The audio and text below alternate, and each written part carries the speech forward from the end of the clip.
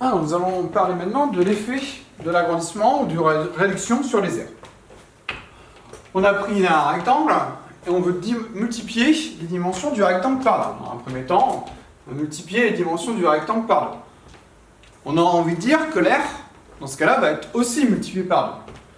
Si je double les dimensions du rectangle, ça veut dire que cette longueur, je vais la retrouver une deuxième fois, et la largeur aussi. On va faire afficher le résultat avec GeoGebra. Qu'est-ce qu'on remarque? L'aire, elle n'a pas été multipliée par 2, mais l'aire, elle a été multipliée par 4. C'est-à-dire 2 fois 2, 2 au carré.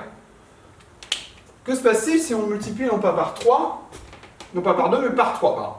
Si on multiplie par 3 les dimensions du rectangle. Est-ce que l'aire, elle va être multipliée par 3? Ou est-ce qu'on vient de voir, elle va être multipliée par un autre nombre que le coefficient d'agrandissement? Donc pour cela, je triple les dimensions, donc je triple la longueur et la largeur, et je trouve en fait 9 fois le rectangle de départ. Donc l'aire a été multiplié par 9.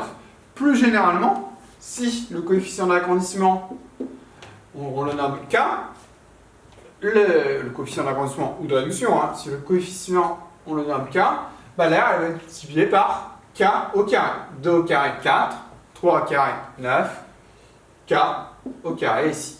Donc, quand on agrandit une figure avec comme coefficient, ou on réduit une figure avec comme coefficient K, l'effet sur l'aire, ça va être multiplié par K au carré. Si par exemple on prend une figure qu'on multiplie ses dimensions par 10, ben son aire, elle va être multipliée par 100. Parce que 10 au carré, ça donne 100.